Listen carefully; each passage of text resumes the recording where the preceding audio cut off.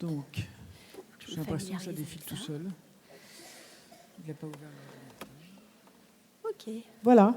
Eh bien, donc, Caroline est le pilote du centre d'excellence iMind, qui a comme particularité de s'intéresser à l'adulte, vraiment, enfin, même si tous les centres d'excellence vont de l'enfance à l'âge adulte, mais vous partez vraiment de l'autisme à l'âge adulte dans toute sa diversité. Merci. Bonjour à toutes et bonjour à tous. Merci Sophie pour cette introduction et merci à Séverine Gaborio de m'avoir invitée pour la seconde fois cette année à Poitiers. Et je suis très contente d'être à nouveau dans votre belle ville. Alors, mon intervention va faire un petit peu le lien avec la clinique, puisque, comme vous le savez, je devais intervenir demain et puis finalement j'interviens aujourd'hui. Donc, on aura quelque chose qui sera un petit peu à cheval entre la recherche et votre pratique clinique tous les jours et qui sera donc dédié à ce qu'on appelle les comportements défis, et on essaiera de réfléchir ensemble à ce que peuvent être les situations complexes concernant les adultes autistes. Alors, concernant la définition des comportements défis, tout d'abord, il ne s'agit pas d'un défi que les personnes nous adressent, c'est-à-dire qu'elles ne viennent pas nous défier, mais il s'agit d'un véritable challenge dans nos pratiques. Et en fait, je trouve que la définition du Collège royal de psychiatrie qui a été éditée en 2017 est probablement la définition la plus judicieuse des comportements défis, puisqu'il s'agit d'une définition qui s'attache à la réaction de l'environnement. Et finalement, c'est vrai qu'on décrit souvent la personne dans ses multiples comportements, mais c'est souvent la réaction, l'adaptation de l'environnement qui va générer ou pas la complexité. Alors souvent, un comportement défi, on a un petit peu une gradation en 3 étapes. Tout d'abord, ces comportements vont avoir des conséquences restrictives pour la personne, c'est-à-dire que la personne ne va plus pouvoir sortir au restaurant avec sa famille, va plus pouvoir se rendre en groupe sur des activités, va plus pouvoir fréquenter ses amis habituels. Puis, si on n'intervient pas au niveau des conséquences restrictives, en général, les conséquences pour la personne vont être répulsives. C'est-à-dire que c'est une équipe qui va dire « moi, je ne peux plus m'occuper de cette personne ». Ou c'est une famille aussi qui, à bout de force, à bout de souffle, va dire « nous, notre proche, on ne peut plus l'accueillir chez nous » ou alors on laisse tomber, on ne peut plus s'en occuper. Et finalement, si on n'intervient pas au niveau répulsif, eh bien, la personne va être en situation d'exclusion et on va en voir plusieurs exemples. Alors, ces comportements défis sont fréquents dans tout le champ des troubles du neurodéveloppement, plus particulièrement chez les personnes avec troubles du développement intellectuel, mais pas que. C'est-à-dire que les comportements défis peuvent être présents chez des personnes autistes sans déficience intellectuelle et également dans le TDAH. Et on en reverra un exemple tout à l'heure.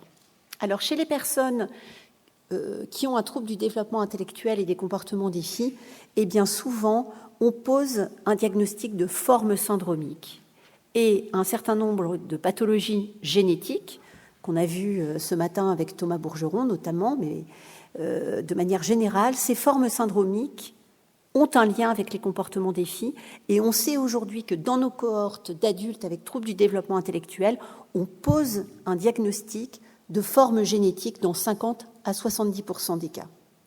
Le problème est double. Le premier problème, c'est que nos adultes n'ont pas forcément accès au diagnostic génétique de routine. Là, il ne s'agit pas de recherche, mais de diagnostic génétique de routine. Et nos adultes n'y ont pas forcément accès. Et une fois qu'ils sont diagnostiqués, les équipes qui les prennent en charge n'ont pas forcément les connaissances pour adapter le traitement, l'accompagnement aux particularités syndromiques. On soulignera également en seconde partie la place du TDAH dans ces formes complexes, puisque, comme vous le savez, le TDAH s'accompagne dans presque 75% des cas de comorbidités psychiatriques qui vont venir compliquer le pronostic. Alors, les comportements défis, c'est tout un spectre. Souvent, on les assimile à l'hétéroagressivité, mais pas que. On a des comportements de destruction de l'environnement, qui n'est pas réservé aux troubles du développement intellectuel, et on a des personnes TDAH sans troubles du développement intellectuel qui vont venir détruire leur environnement. On a des problématiques agressives, donc ça c'est plus fréquemment décrit, mais aussi des stéréotypies, des automutilations qui peuvent devenir un réel problème pour la personne et pour l'environnement. Des problèmes alimentaires aussi, donc avec des vomissements provoqués, un syndrome de Pica, etc.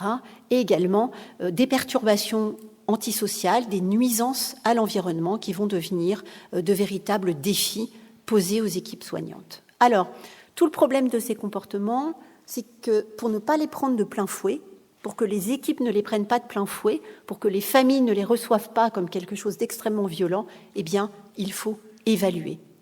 Évaluer précisément ces comportements de manière quantitative et qualitative, puisque dans la plupart des cas, ces comportements ont une fonction qui est identifiable. En effet, chacun de nous, quand on développe un comportement, ce comportement-là a un but, a une finalité. Eh bien, les comportements des filles ont en général également une finalité. Et si l'environnement ne perçoit pas cette finalité, grâce à l'évaluation notamment, eh bien la personne va rentrer dans un schéma comportemental et va reproduire ces comportements des filles. Alors les sphères qui sont à évaluer de manière pluridisciplinaire. Un comportement, il s'évalue par tout le monde. Tout le monde dans le secteur sanitaire, tout le monde dans le secteur médico-social. C'est-à-dire que les personnes qui sont en charge de l'hygiène des bâtiments, qui sont en charge de l'hygiène des personnes, de l'accompagnement éducatif, de l'accompagnement infirmier, de l'accompagnement médical, tout le monde évalue la personne dans son comportement à son niveau professionnel et à sa tâche. Constater qu'une personne, par exemple, ne range pas du tout sa chambre, eh bien, c'est une constatation importante, comme le fait de constater également qu'il y a une résistance à un traitement médicamenteux. C'est vraiment pluriprofessionnel et pluridisciplinaire. Souvent, les troubles du comportement et les situations complexes sont en lien avec des difficultés de communication. C'est-à-dire que la personne va avoir, par exemple, un niveau d'expression qui est inférieur à son niveau réceptif. C'est-à-dire qu'elle va comprendre un certain nombre de choses, mais elle ne va pas pouvoir les exprimer. Ou alors, on va l'aider à communiquer avec tout un environnement enrichi, mais qui ne va pas correspondre à son niveau cognitif et à son niveau de communication. Et ça, c'est des choses qu'on observe souvent, des équipes qui font les choses hyper bien, qui nous disent on a mis en place des pictogrammes, on a mis en place des images, on fait du maquetton avec la personne. Oui, mais la personne a-t-elle les moyens de comprendre les pictogrammes, qui sont parfois difficiles à interpréter? La question des transitions ici, parce que nos adultes avec troubles du développement intellectuel manquent de flexibilité, c'est-à-dire qu'ils ont du mal à passer d'une tâche à l'autre. Parfois, on entend on ne peut plus lui proposer cette activité-là. Par exemple, on ne peut plus lui proposer d'aller à la piscine parce que ça l'envahit. On entend des choses comme ça. Ça l'envahit et après, il ne veut plus revenir au foyer, il ne veut plus revenir à la masse. Donc, on va être obligé de le mettre en hypostimulation parce que tout l'envahit. Mais en fait, ce n'est pas forcément que l'activité est envahissante, c'est que la personne a des difficultés de flexibilité. C'est-à-dire qu'elle va avoir du mal à passer d'une activité à l'autre, d'une ambiance à l'autre, et il va falloir l'accompagner pour ça. Et puis, on a bien sûr tout le lot des problématiques sensorielles. Alors, l'évaluation, elle n'est pas toujours facile dans le trouble du développement intellectuel, notamment lorsqu'il y a des automutilations, mais chaque particularité comportementale va nécessiter d'être évaluée. Est-ce qu'on peut passer la vidéo ?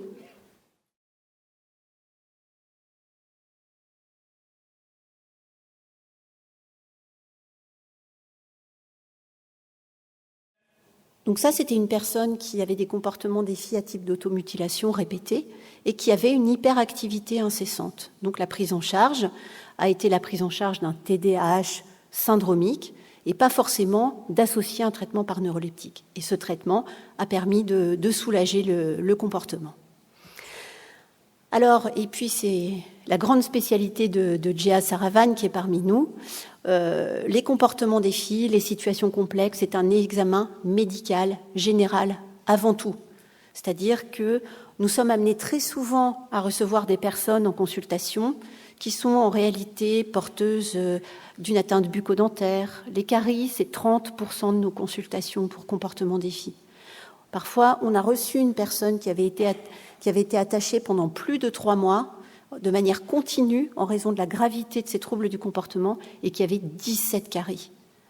Donc, ça fait vraiment partie de notre quotidien. La question des troubles du transit et la question de la santé bucco-dentaire, c'est vraiment des choses à investiguer en tout premier plan. Et pour des troubles du comportement d'installation chronique, chez des personnes qui ont été bien examinées soigneusement au plan médical, c'est-à-dire pas 5 minutes aux urgences, mais on a bien pris le temps d'évaluer les choses et on a surveillé avec des grilles d'évaluation, comme la grille JET-DI, qui permet de coter par toute personne intervenant auprès de notre usager les troubles du comportement. Eh bien, pour les troubles d'installation chronique, eh bien, ça nécessite des évaluations transversales et pluriprofessionnelles. Ce sont vraiment les évaluations répétées, standardisées, qui vont nous permettre de trouver la cause de ces comportements. Alors, l'idée, c'est de pouvoir comprendre au maximum la personne dans son environnement. Le comportement, il est un mode adaptatif à l'environnement, c'est-à-dire les aidants, l'environnement immédiat, également la prescription, mais également toute la sphère biologique qui va venir sous-tendre les troubles du comportement. Et aujourd'hui, en 2024, on commence à soigner de manière personnalisée. Longtemps, on a cru que le diagnostic génétique était une sorte de constat muet. Et nos collègues nous disaient, ceux qui étaient dubitatifs, nous disaient « mais ça sert à quoi de poser un diagnostic génétique? On ne répare pas les gènes, c'est pas ça qui va changer le quotidien de la personne. » Eh bien si aujourd'hui, et je vais vous en donner quelques exemples, on soigne en fonction d'un diagnostic génétique. C'est-à-dire que la médecine personnalisée, celle qui va venir améliorer spécifiquement ou apporter une prescription spécifique en fonction d'un diagnostic génétique, eh bien c'est à notre portée aujourd'hui en 2024 et ça change beaucoup de choses. Alors bien sûr, il faut aussi prendre en compte la famille dans les situations complexes parce que la famille est souvent blessée d'avoir géré de manière répétée des crises comportementales. Alors souvent, le premier niveau de réaction de la famille, c'est la disparition des temps de partage familiaux, c'est-à-dire une famille qui ne va plus du tout partager des temps communs, avec malgré tout une tentative de maintien de la cohésion de la famille, et on a des familles très blessées qui vont développer un sentiment d'incompétence, d'échec, de colère et une dévalorisation.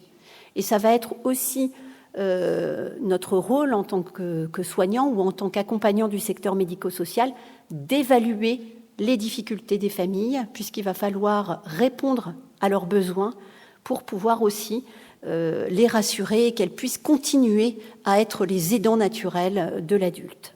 Alors bien sûr en gardant l'idée de protéger la fratrie, de pouvoir accompagner la famille dans la réorganisation du quotidien. Il faut considérer les familles comme de véritables partenaires du soin dans les situations complexes, en évaluant leurs besoins, on l'a vu, mais aussi les leviers dont elles disposent et leur situation de fragilité pour les accompagner au mieux en évaluant et en réévaluant leurs besoins tout au long de l'accompagnement de cette situation complexe. Alors, concernant le diagnostic génétique, on a un petit peu deux portes d'entrée des liens entre maladies rares et pratiques cliniques dans notre spécialité en psychiatrie.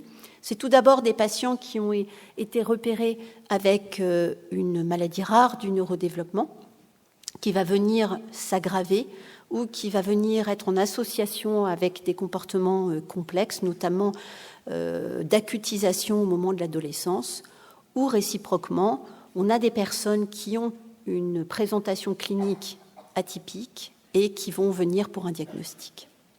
Ces maladies rares du neurodéveloppement, qui sont très associées au comportement des filles, nécessitent une évaluation pluriprofessionnelle, notamment psychiatrique, cognitive approfondie, pour pouvoir proposer une thérapie personnalisée. Et aujourd'hui, on peut proposer un certain nombre de thérapies personnalisées, en particulier médicamenteuses, en fonction de l'anomalie qui a été retrouvée, ou alors on peut avoir une vigilance particulière dans le suivi médical, et ça revêt une importance tout à fait singulière pour les adultes que nous accompagnons. Donc un premier exemple, cette jeune femme qui avait été référée vers notre consultation pour une majoration des troubles du comportement. Donc c'était une jeune femme qui avait jusqu'alors eu un comportement relativement apaisé, elle était prise en charge dans un foyer d'accueil médicalisé, et puis le comportement s'est aggravé avec des difficultés de prise en charge, des difficultés d'examen médical général aussi, et donc on a proposé un bilan génétique. Ce bilan génétique, il a montré une délétion interstitielle du chromosome 9, vous avez vu ce matin ce qu'étaient les délétions, les duplications. Donc une délétion, c'est un petit bout de matériel génétique en moins sur le chromosome 9. Donc c'était une délétion qui avait déjà été documentée dans la littérature en association aux troubles du spectre de l'autisme et aux troubles du développement intellectuel. C'est une petite délétion qui s'accompagne d'anomalies génito-urinaires qui sont fréquemment associées, d'hypothyroïdie congénitale, et c'était le cas de notre patiente qui avait une hypothyroïdie, et d'un risque accru de développer un gonadoblastome, et c'était le cas de notre patiente. Donc le fait d'avoir posé ce diagnostic génétique a pu nous orienter vers ce diagnostic spécifique qui a été rapidement pris en charge, et ça a permis, au-delà bien sûr de l'accompagnement carcinologique, qui aujourd'hui, fort heureusement, a bien évolué, ça a permis au comportement de s'apaiser complètement, et aujourd'hui c'est une jeune femme qui va bien. Et moi je suis persuadée que si on n'avait pas eu accès au diagnostic génétique, eh bien on serait intervenu beaucoup trop tard sur ce gonadoblastome. Un autre exemple, c'est le syndrome de Smith-Magenis. Le syndrome de Smith-Magenis, c'est probablement l'un des plus pourvoyeurs de comportements des filles. C'est une petite délétion du bras court du chromosome 17 qui emporte un gène qui s'appelle le gène RAI1.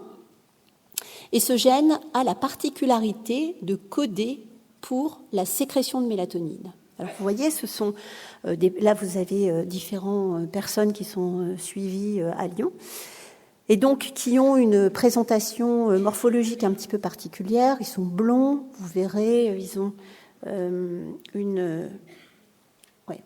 petite hypoplasie de l'étage moyen du visage. Vous voyez, normalement c'est un tiers, là une petite hypoplasie. Ils peuvent avoir des anomalies des extrémités, notamment syndactylie, et puis des petites anomalies des pavillons de l'oreille, et puis ce sont des personnes qui ont une agressivité, mais qui peuvent aussi avoir des conduites d'automutilation. Et donc, ce syndrome, il est très particulier parce qu'il donne une inversion du cycle nictéméral. Donc, ce sont des personnes qui, par l'insuffisance de ce gène qui code pour la sécrétion de mélatonine, ce sont des personnes qui vont être somnolentes dans la journée, puisque la mélatonine est sécrétée la journée, et qui vont être complètement insomniaques la nuit, puisque la mélatonine n'est pas sécrétée la nuit.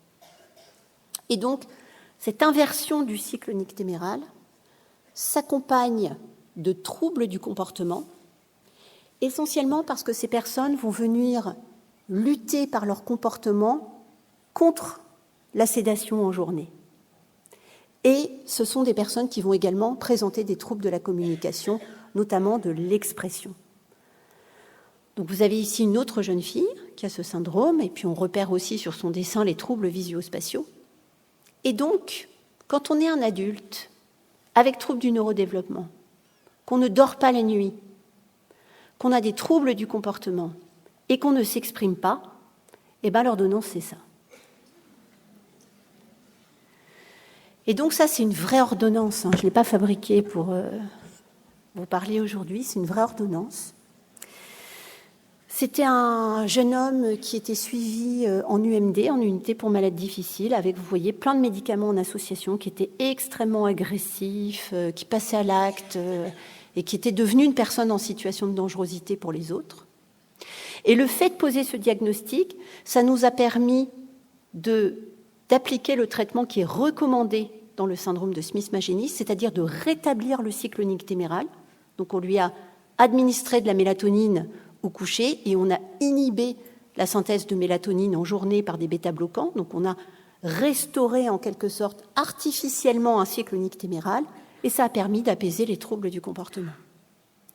Alors on a fait une étude récemment à Lyon qui est en cours de publication parce que toutes les données concernant le cycle nictéméral chez les personnes avec syndrome de Smith-Magenis c'était des données que l'on avait obtenues chez l'enfant, notamment avec les travaux d'Hélène Delarsnider à l'hôpital Necker. Et donc nous, on a confirmé que chez l'adulte, le décalage de la synthèse de mélatonine persistait, quand bien même certains d'entre eux avaient régulé par eux-mêmes leur sommeil. Et donc, ce jeune homme, aujourd'hui, eh bien, il va bien, il est en ESAT, il n'a plus jamais été hospitalisé et il n'a plus de troubles du comportement et il témoigne chaque année dans les réunions de l'association ASM 17. Donc ça a été une très belle histoire que l'on doit au diagnostic génétique. Donc vraiment, je vous incite, tous les professionnels du sanitaire et les professionnels du médico-social, tous ceux qui sont dans cette salle, auprès de personnes concernées par des comportements défis, de vraiment faire le lien avec les équipes de génétique des CHU les plus proches de vos lieux d'exercice, parce que dès aujourd'hui, on commence à pouvoir soigner de manière spécifique. D'autres exemples, le syndrome de Prader-Willi, qui est une délétion du chromosome 15. Donc c'est un syndrome qui est un peu particulier parce qu'il est soumis à empreinte. Lorsque cette délétion est héritée du père, c'est le syndrome de Prader-Willi. Et quand cette délétion est héritée de la mère, c'est le syndrome d'Angelman, puisque le matériel génétique que l'on hérite de notre père et de notre mère n'a pas forcément exactement la même fonction. Donc ce syndrome, il est compliqué aussi à gérer parce que ce sont des personnes qui ont une grande rigidité dans le fonctionnement, qui peuvent avoir des troubles de la cognition sociale, donc ils ont du mal à interagir avec les autres, ils sont très anxieux, ils peuvent avoir des lésions de grattage extrêmement sévères, et puis ils ont une hyperphagie compulsive, c'est-à-dire qu'ils passent le plus clair de leur journée à essayer d'avoir des prises alimentaires, et on peut avoir des personnes avec syndrome de Prader-Willi qui ont ce qu'on appelle une obésité syndromique, qui peuvent peser plus de 200 kilos parfois. Et lorsqu'on essaie de mettre en place un cadre alimentaire, eh bien, c'est parfois extrêmement compliqué. Et donc, il y a un certain nombre de publications qui montrent l'efficacité spécifique d'un traitement, qui est un traitement antiépileptique, qui s'appelle le topiramate, et qui va venir sélectivement apaiser les lésions de grattage et apaiser les prises alimentaires. Et on a des personnes avec syndrome de Prader-Willi qui, aujourd'hui, vont très bien, peuvent aller bien dans le secteur médico-social, aller bien dans leur famille, grâce à cette prescription de topiramate. Donc vous voyez avec ces deux exemples, mais on va en voir d'autres, que sous le chapeau comportement défi, eh bien cela revêt des réalités bien différentes en fonction d'un diagnostic génétique, et notre réponse thérapeutique ne va pas du tout être la même. D'un côté, on va donner des bêta-bloquants et de la mélatonine, de l'autre côté, on va donner un antiépileptique spécifique. Vous voyez que ça n'a rien à voir. Donc aujourd'hui, la médecine personnalisée, elle est à notre portée. Un autre syndrome, on en a parlé ce matin avec Thomas Bourgeron, c'est le syndrome de Phelan-McDermid qui donc associe chez des personnes un autisme, un trouble du développement intellectuel avec des fluctuations thymiques.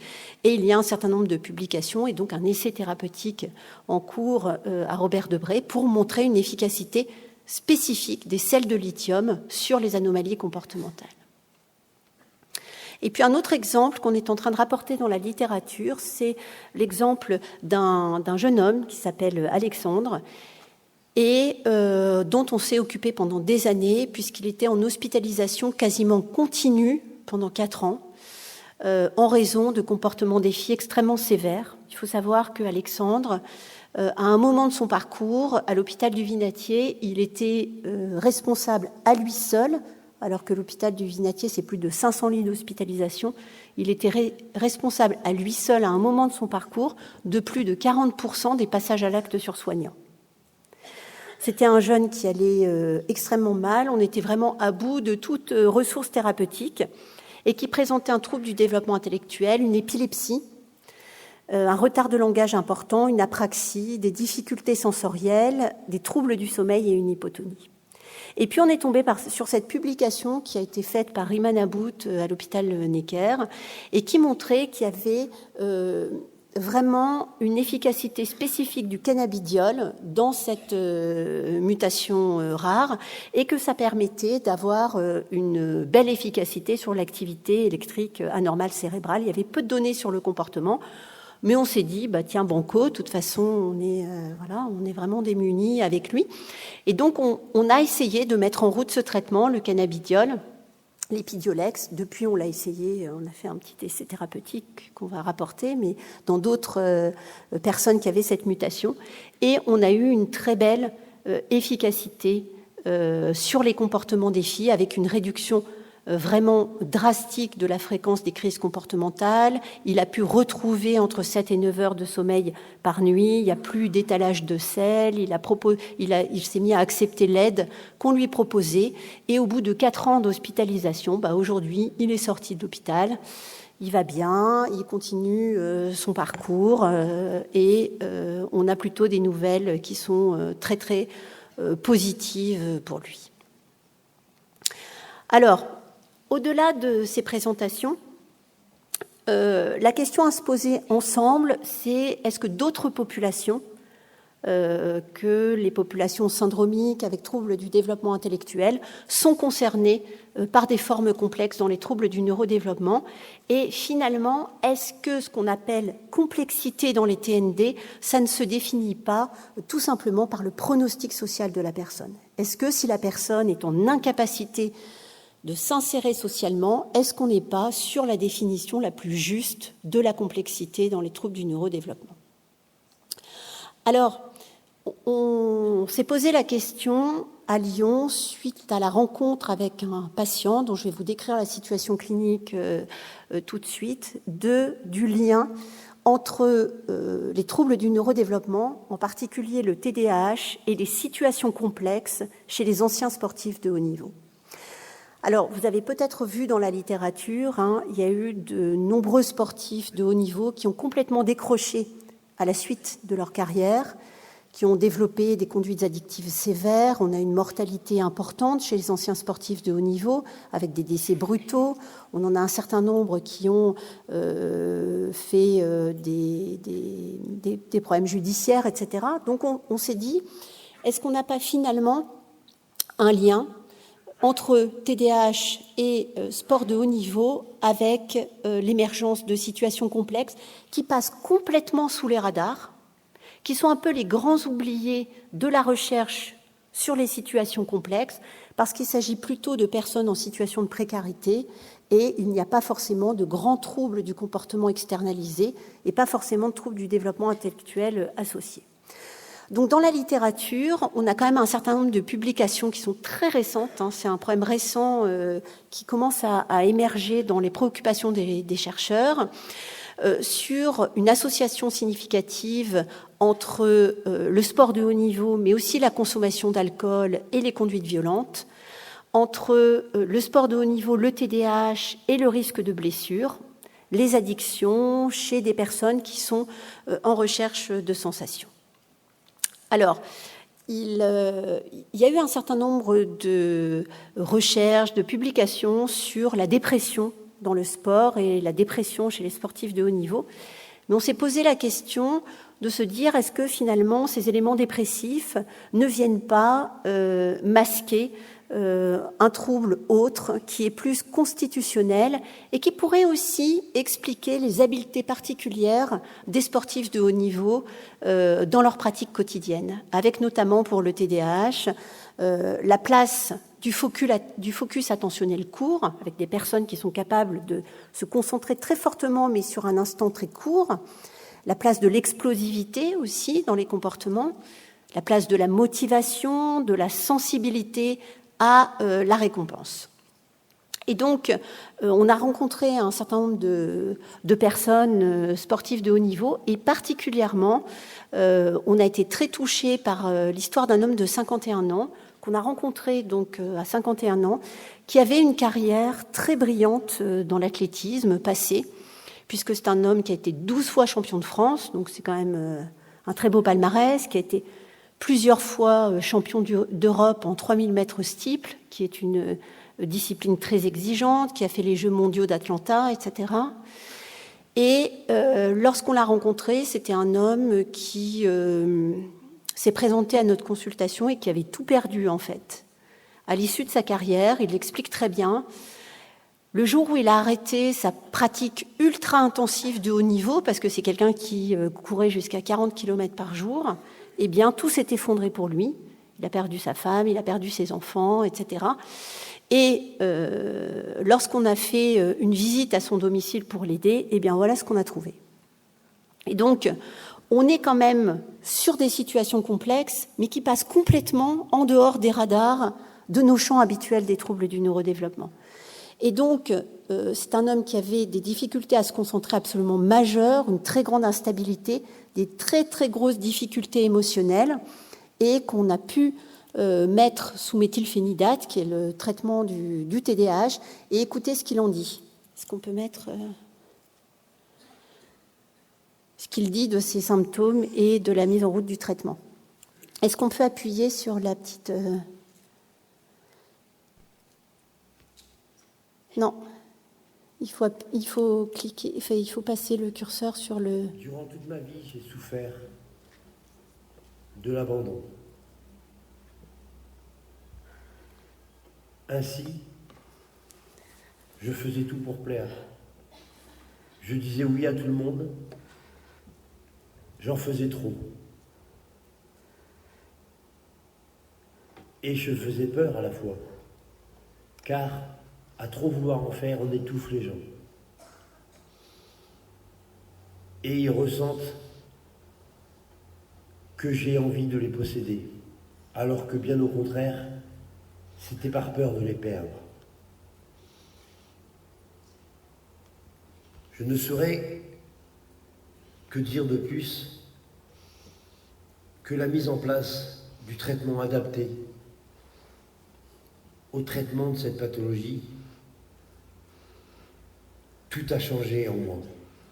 Je me suis mis à lire, à écrire, à écouter, à analyser, à ne plus couper la parole, à devenir quelqu'un de normal, quoi.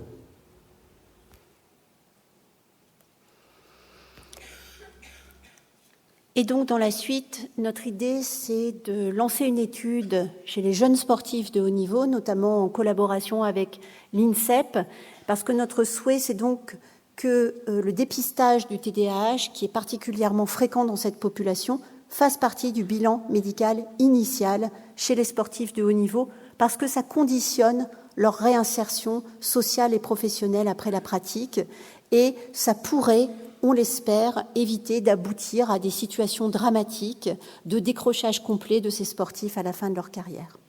Et puis en lien avec le docteur Charles Denis, qui est chef de clinique sur le pôle, et de notre neuropsychologue Gabriel Chénois, on a également l'objectif de développer une étude pré-KTND de dépistage des troubles du neurodéveloppement en population de personnes sans domicile fixe, parce que si l'on connaît bien le surrisque de troubles psychiatriques sévères en population de personnes SDF, on mésestime probablement très largement le surrisque de troubles du neurodéveloppement, et peut-être même que l'on attribue à des troubles psychiatriques certaines particularités comportementales parmi les personnes SDF qui sont en réalité des troubles du neurodéveloppement.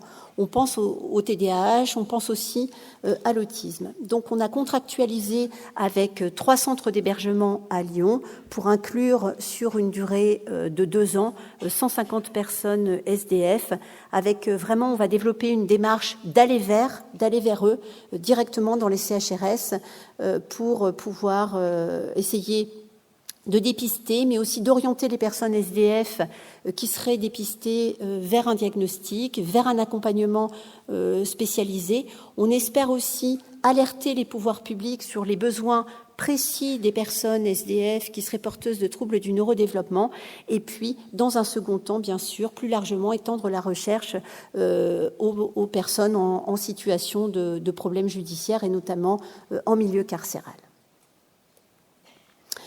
Alors, quelques éléments pour conclure rapidement sur ce qu'on essaie de développer à Lyon pour s'adapter au plus juste aux personnes en situation de comportement défi, à la fois comportement défi tel qu'on l'entend classiquement dans le secteur médico-social avec les troubles du comportement externalisés, les formes syndromiques, etc.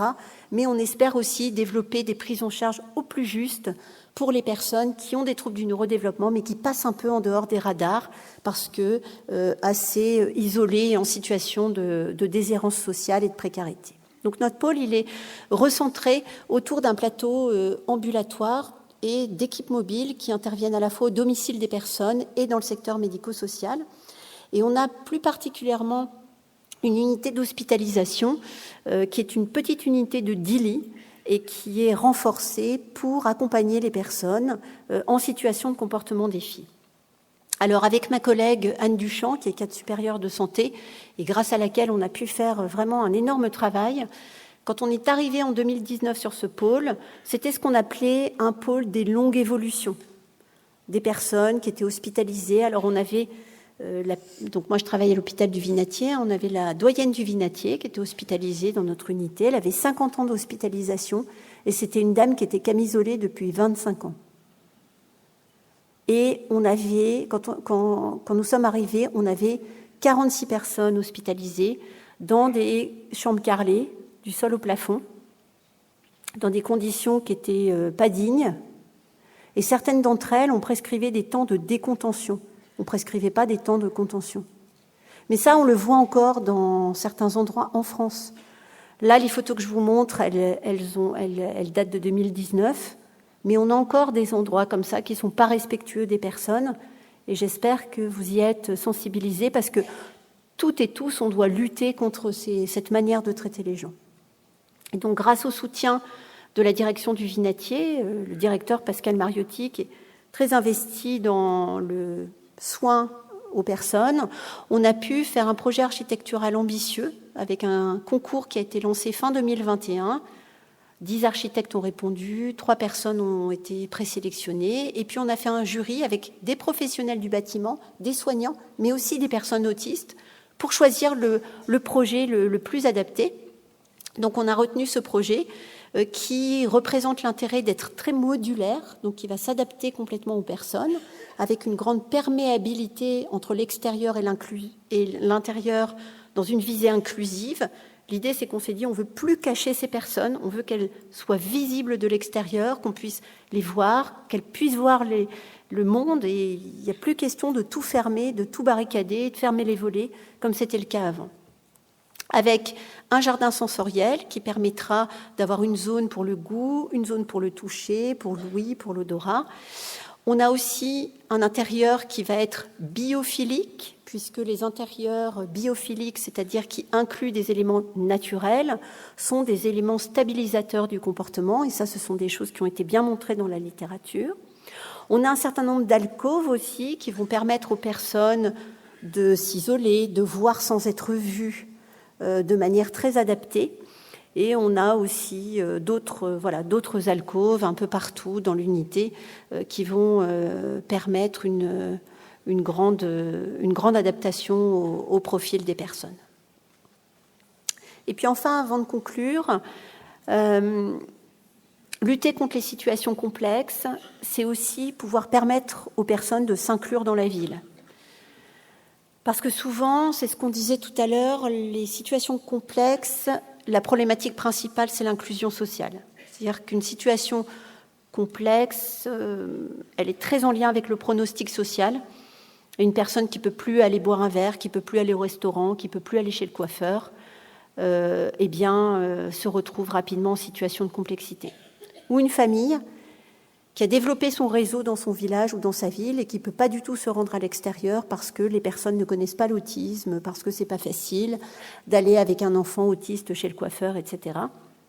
Donc on a développé ensemble à Lyon le projet qui va s'appeler le projet Diversity, qui est financé par la Fondation Orange et qui va être un dispositif pour améliorer l'inclusion des personnes concernées par l'autisme et par les troubles du neurodéveloppement dans l'espace public.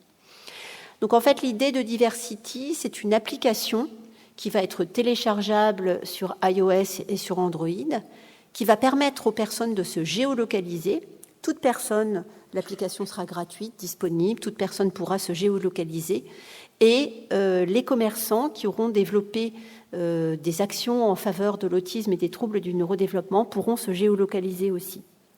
L'idée, c'est que l'on a développé 6 capsules vidéo pour former les commerçants. Alors, on a 6 capsules d'1 minute 30. On a fait des choses vraiment très rapides parce qu'on s'est bien douté que les commerçants, les barman, les restaurateurs n'allaient pas faire tout un plan de formation sur l'autisme. Donc, on les a formés autour du bruit, de la lumière, de l'accueil, de l'attente, des odeurs, etc. Des choses très pratico-pratiques.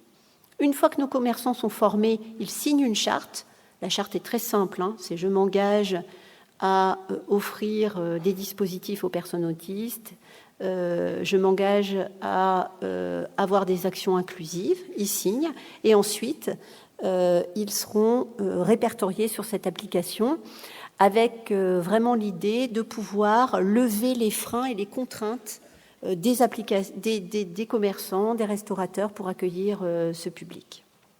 Alors, on implémente un projet de recherche sur l'application Diversity avec l'idée de comprendre vraiment in vivo les préférences des personnes autistes. Et donc, les utilisateurs de l'application Diversity se verront proposer, s'ils le souhaitent, un certain nombre de questionnaires pour aller au plus près de leurs besoins.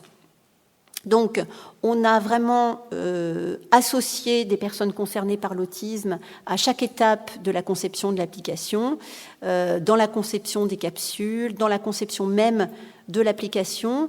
On souhaite associer des personnes concernées dans le déploiement du dispositif. Au début, on sera sur la ville de Lyon, 1er, 2e, 4e et 7e arrondissement, avec déjà des mairies qui sont intéressées, qui ont envie d'implémenter Diversity dans leur ville. Donc on espère avoir un déploiement sur le territoire national parce qu'on est convaincu que dans l'équipe, on est tous convaincus qu'un monde qui s'adapte aux personnes autistes, qui s'adapte aux personnes avec troubles du neurodéveloppement, est un monde meilleur pour tous. Vous pouvez nous retrouver donc sur nos différents sites avec le réseau Génopsy, qui est un réseau maladies rares qui offre des diagnostics. Donc on a un certain nombre de collaborateurs en France, à Sainte-Anne, à Clermont-Ferrand, à Dijon, à Rouen, aussi à l'hôpital Necker, à Créteil, à Bordeaux, ici à Poitiers avec Nemat Jaffari, à Nantes et à Rennes, pour faire le lien sur tout ce qu'on s'est dit tout à l'heure entre les maladies rares et les troubles du neurodéveloppement. Et puis, vous pouvez nous retrouver sur le site et les réseaux sociaux concernant le Centre d'excellence iMind. Et je vous remercie pour votre attention.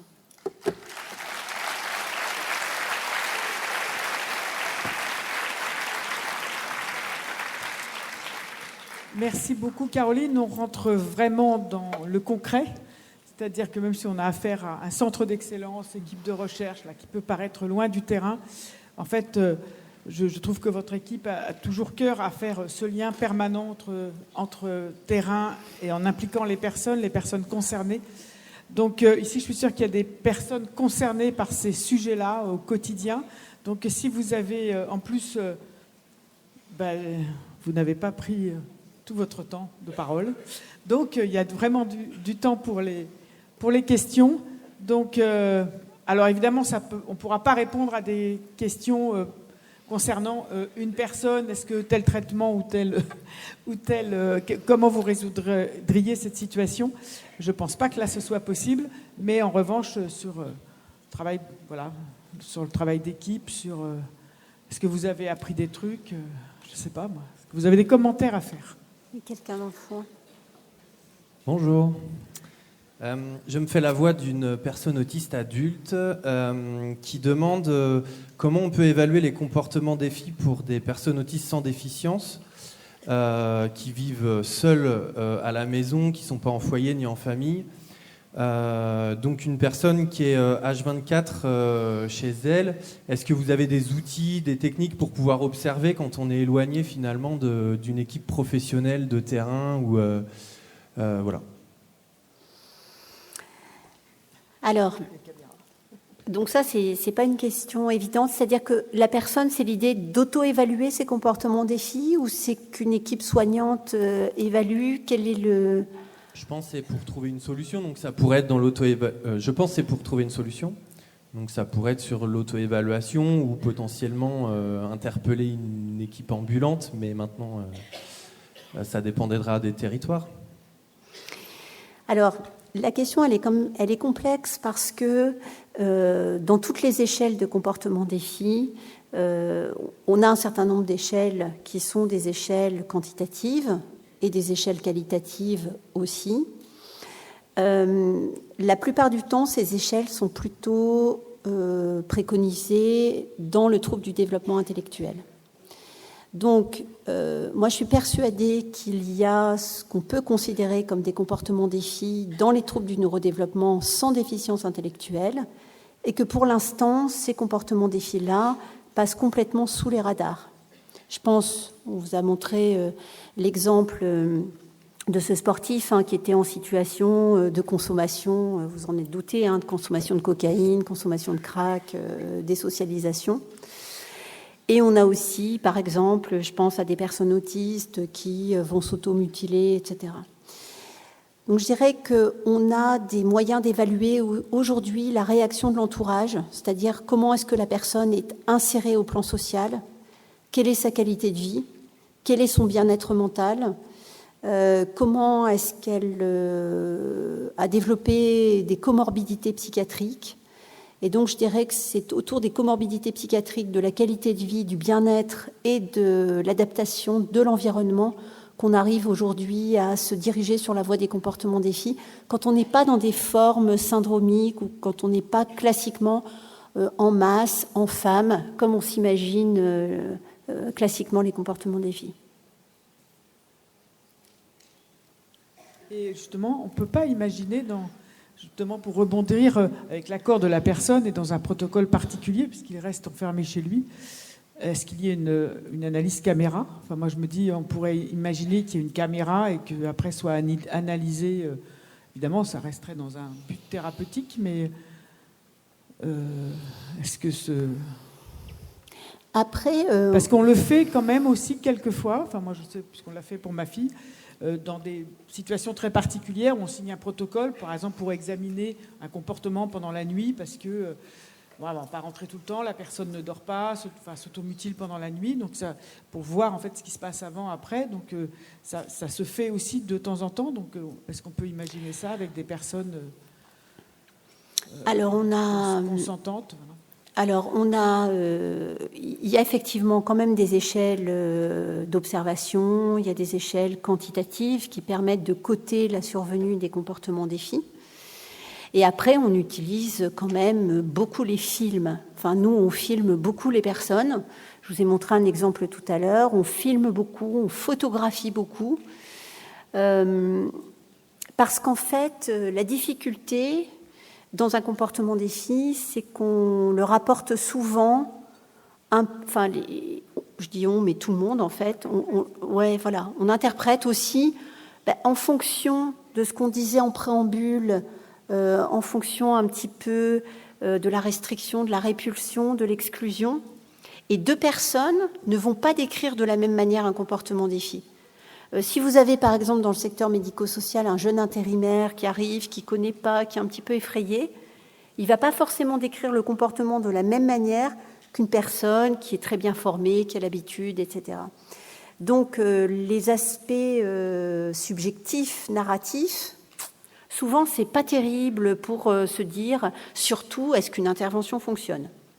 Parce que, par exemple, on va mettre en place un accompagnement sensoriel particulier, où on va mettre en place une thérapie personnalisée. Et avec le recul, certaines équipes vont dire « ça marche super bien, on a vraiment vu la différence ». Et l'équipe suivante va dire « ça ne sert à rien, on ne voit pas du tout ». Voilà. Donc les aspects narratifs, ça ne marche pas très bien. Donc le fait de filmer, de photographier, de quantifier avec des échelles standardisées, où les équipes vont coter combien de fois ils passent à l'acte, combien de fois il y a des étalements de sel, etc., etc. Nous, ce qu'on fait, c'est que pour nos adultes sans TDI qui vivent tout seuls, par exemple, on leur donne des échelles d'autocotation de leur comportement défi. Combien de fois est-ce qu'il y a eu une agitation, combien de fois est-ce qu'il y a eu une automutilation, combien de fois, pour nos TDAH, il y a eu une consommation de cocaïne, etc. Avec des choses qui sont à la fois standardisées, quantitative et reproductible d'une équipe à l'autre. Et là, on arrive à faire vraiment des diagrammes de dispersion du comportement et avoir des données robustes. Sinon, on est toujours un petit peu dans le flou et dans l'interprétation. Et comme on interprète tous, tout le temps, tout ce qui se passe, eh bien, c'est compliqué. Donc, côté avec des échelles. Bien. Oui. Je ne vois pas du tout. Ah, madame, ici. Mais alors, c'est avec micro. Là-bas. à côté de... Levez-vous, comme ça on vous verra, pour vous apporter le micro, madame, s'il vous plaît. Si vous pouvez vous présenter, c'est bien, savoir. Non, c'est la dame qui est là-bas. Ah, mais c'est celle-là? Il y en a encore une autre? Oui. On Oui. voit rien, là. Ah, oui. Non, là, il y en a une ici. En tout cas, à côté du public. Ah, il y a une dame là-haut aussi. Et il y en a non peut-être une autre là-haut. Oui, Il y a une deuxième. Alors, Oui. il y en a une autre ici? Ah, bon, bah. Excusez-moi, je vais. Bah, on n'y voit rien. Allez-y, 1, 2, 3, allez. D'accord. Allez-y. Oui, c'était juste pour savoir comment est-ce qu'on pouvait obtenir, comment dirais-je, une prescription pour passer le test génétique. Il n'y a pas besoin de prescription. Il faut prendre rendez-vous dans un service de génétique. Il n'y a pas besoin de prescription. Surtout si on est malade. Enfin, surtout si on a des- En fait, dans les recommandations qui portent sur le trouble du développement intellectuel ou sur l'autisme, ces recommandations notent une consultation de génétique. On peut prendre rendez-vous chez un généticien, soit pour un usager qu'on accompagne, soit pour son enfant, son frère, sa sœur. On peut prendre rendez-vous, comme chez tout médecin, pour demander un examen génétique. Il n'y a pas besoin de prescription particulière. Mais c'est remboursé par la sécurité sociale? Tout à fait. Ah bon. C'est le généticien Tout qui à verra fait. quel bilan il fait après. Tout à fait, c'est remboursé. Alors aujourd'hui, on a vu ce matin avec Thomas Bourgeron qu'il y avait plusieurs niveaux de diagnostic. Là, il y a une dame On ici. a le karyotype standard, le karyotype Là. moléculaire qui diagnostique les délétions, les duplications, et puis on a l'exome qui va aller regarder nos 50 000 gènes et voir s'il y a une particularité sur un gène du neurodéveloppement qui peut expliquer les symptômes. Là. Et ça, aujourd'hui, Vous avez vu? ça n'est plus que du ressort de la clinique, c'est pas que du ressort de la recherche, c'est passé en clinique. C'est-à-dire qu'aujourd'hui, le diagnostic génétique, c'est de la routine chez le généticien. C'est pas que des grandes études, c'est la routine chez le généticien et toute personne avec trouble du neurodéveloppement, enfant, ado, adulte, personne âgée, parce qu'il peut y avoir aussi une question familiale, il peut y avoir un intérêt de prise en charge, y compris chez la personne âgée avec trouble du neurodéveloppement, peut s'adresser à un service de génétique. Chaque personne. Et il n'y a pas besoin de courrier, c'est pas compliqué, on téléphone, on prend rendez-vous. Oui, allez-y, madame. Oui, bonjour. Je suis accompagnante au sein d'un FAMMAS en Indre-et-Loire. Et là, vous nous avez donné un listing de syndromes qui pouvaient être à l'origine des comportements défis. Est-ce qu'il y a un endroit, un site ou quelque chose où sont un peu listés l'ensemble des syndromes qui peuvent être à l'origine de ces comportements? Parce que là, vous nous en avez cité 4, mais c'est vrai que des fois, dans la multitude des syndromes qu'on a au sein d'un accueil comme ça, Oui. avec beaucoup de personnes, on ne sait pas forcément si ça peut être ça qui est à l'origine des comportements défis. Alors c'est ce qu'on est en train de faire, de lister ces syndromes. Donc je vous invite à vous rendre sur le site internet du CRMR Génopsy. On est en train, le nom de notre CRMR, c'est troubles du comportement d'origine génétique. Donc on est en train de lister ces syndromes et de faire des fiches synthétiques de prise en charge, qui sont des fiches réalisées entre psychiatres spécialisés de ces prises en charge, généticiens et associations de famille. Parce qu'une fois qu'on a fait le diagnostic, est-ce que tel ou tel traitement fonctionne mieux? Comment est-ce qu'on accompagne la personne? Quelles sont les particularités syndromiques qui impactent le comportement? On est en train de faire ce listing, mais par ailleurs, il n'y a pas, ni au plan national ni au plan international, vraiment de listing, troubles du comportement, syndrome rare. Voilà. On a des descriptions de syndromes rares dans la littérature, bien sûr, qui décrivent les comportements, mais vraiment avoir une liste, quel syndrome, quel type de comportement défi et quel accompagnement personnalisé, ça n'existe pas. On le fait petit à petit, et là, on l'a déjà fait pour 5 syndromes. Et donc, on va continuer l'effort. On vous remercie. Oui. Moi, c'est pour revenir sur les comportements des filles et les traitements. Le rôle de la Ritaline, qui semble effectivement apaiser la personne, mais c'est comme s'il y avait un effet rebond après et qui nécessite la mélatonine pour le sommeil, qui entraîne aussi, j'ai l'impression, une perte d'appétit. Est-ce que vous pourriez expliquer un petit peu les effets secondaires les bienfaits et les effets secondaires, quoi, s'il vous plaît. Merci.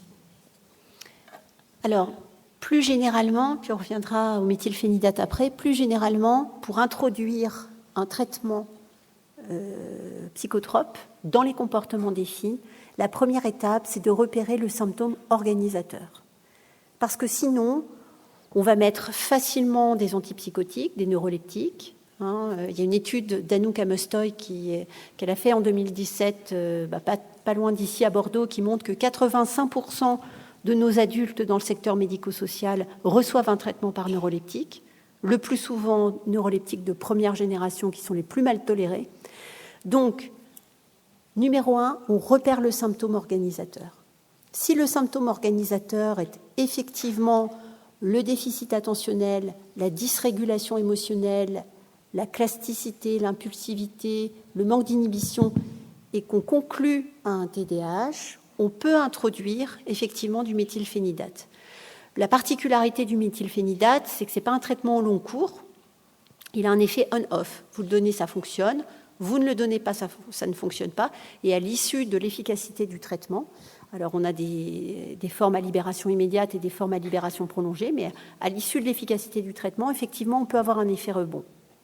Cet effet rebond, il est lié à la levée d'action du médicament, donc la personne va se retrouver dans son état de base, mais il est lié aussi au fait que les personnes sous méthylphénidate vont être plus concentrées, elles vont plus rentrer dans les activités, donc elles vont avoir en général un quotidien durant la période d'efficacité du médicament qui va plus recruter leur fonction intentionnelle, elles vont être plus fatiguées, donc effectivement au moment de la levée du traitement, on peut avoir un effet rebond. Donc nous dans ce cas-là, on conseille en général au moment de la levée d'efficacité du médicament de redonner une toute petite dose de libération immédiate, ce qui va permettre d'avoir une décroissance plus progressive du produit et de s'éviter la levée d'inhibition qui peut faire que la personne d'un seul coup va être très agitée et parfois même va avoir une recrudescence des troubles du comportement, quand bien même elle a été très apaisée toute la journée par la libération prolongée. Donc on conseille une petite dose de libération immédiate aux alentours de 16-17 heures. Et puis effectivement, on peut, pour les personnes qui vont avoir des troubles du sommeil sous méthylphénidate, conseiller la mélatonine. Il est vrai que le méthylphénidate peut être un frein sur l'appétit, parce que vous savez que la dopamine est un frein sur les centres de régulation de l'appétit. Donc, ce qu'on conseille en général, c'est d'essayer d'autres formes commerciales, parce qu'on a 4 molécules qui sont commercialisées. Vous avez le Quasim, le Concerta, le Medikinet, la Ritaline. Et les personnes ne vont pas forcément avoir le même profil de tolérance et d'efficacité des 4 molécules. Et une personne va développer une anorexie sous Ritaline et il n'y aura pas d'anorexie sous autre forme de méthylphénidate. Donc pour l'effet rebond, redonner une petite dose de libération immédiate à 16-17 heures. Effectivement, la mélatonine est une bonne indication pour les troubles du sommeil et éventuellement changer de forme commerciale si il y a un problème d'anorexie. Bien. Bonjour. Il y a encore une question, après c'est la pause. Bonjour, vous avez parlé d'une unité de soins intensifs pour les comportements de défi. Est-ce que vous pouvez détailler? Est-ce que c'est une hospitalisation? Est-ce que c'est sectorisé? Alors oui, c'est une unité d'hospitalisation de 10 lits. On a réduit le nombre de lits d'hospitalisation pour avoir un accompagnement accru. Donc là, sur les 10 lits d'hospitalisation, on a 10 professionnels pour 10 lits. Parmi ces professionnels, on a donc médecins, infirmiers, aides-soignants, mais on a aussi beaucoup de temps d'éducateurs sportifs, parce que dans la prise en charge des comportements des filles, le sport est un élément absolument indispensable pour permettre de se dépenser, de canaliser son énergie. Donc on a mis pas mal de temps d'éducateurs sportifs. On fait des hospitalisations qui sont des hospitalisations courtes, parce qu'on ne vit plus à l'hôpital en 2024. Ce sont des hospitalisations qui sont préparées en amont par nos équipes mobiles. Donc en général, lorsqu'on a une personne en situation complexe, notre équipe mobile intervient dans la structure ou dans la famille, prépare l'hospitalisation et accompagne l'hospitalisation en aval. C'est pour ça qu'on hospitalise les gens de notre secteur, parce qu'on s'est rendu compte, à la faveur d'hospitalisation de personnes qui venaient un petit peu à distance de notre secteur, qu'à partir du moment où on n'avait pas ces hospitalisations préparées en amont par les équipes mobiles et accompagnées en aval, eh bien, ça marchait beaucoup moins bien. Donc, les hospitalisations sont réservées en priorité au département du Rhône, à la région Auvergne-Rhône-Alpes, avec cet accompagnement en mobilité. Et un élément qui est très important durant les hospitalisations, c'est qu'on favorise la mobilité des professionnels. On va rencontrer l'équipe médico-sociale, on demande à ce que l'équipe médico-sociale vienne nous rencontrer. Et pendant chaque hospitalisation, les familles sont suivies. Parce qu'on voyait tout à l'heure avec le petit diagramme sur les difficultés de la famille. C'est vrai que des familles qui ont beaucoup souffert, qui ont été traumatisées par des passages à l'acte, eh bien, ça va être très compliqué de réadmettre leurs adultes les week-ends, etc. Donc, on fait aussi un gros travail avec les familles pour cet accompagnement. Et puis, on a développé avec donc une psychologue qui fait des thérapies cognitives et comportementales et qui intervient très ponctuellement dans les équipes médico-sociales, notamment qui ont été traumatisées à l'occasion d'un passage à l'acte d'un résident. Parce que parfois, un résident est passé à l'acte de manière très sévère, a traumatisé l'équipe, et l'équipe, en fait, a peur de recevoir à nouveau ce résident au sortir de l'hospitalisation. Et la peur de l'équipe, eh bien, ça va inquiéter le résident et ça va créer les conditions de la rechute comportementale. Donc, notre psychologue intervient en complément de la psychologue de la structure sur des courtes prises en charge en EMDR auprès des équipes médico-sociales ou des familles pour justement aider à passer le traumatisme du passage à l'acte de la personne. Non, les questions sont terminées, je suis désolée. Voilà, donc vous allez pouvoir sortir.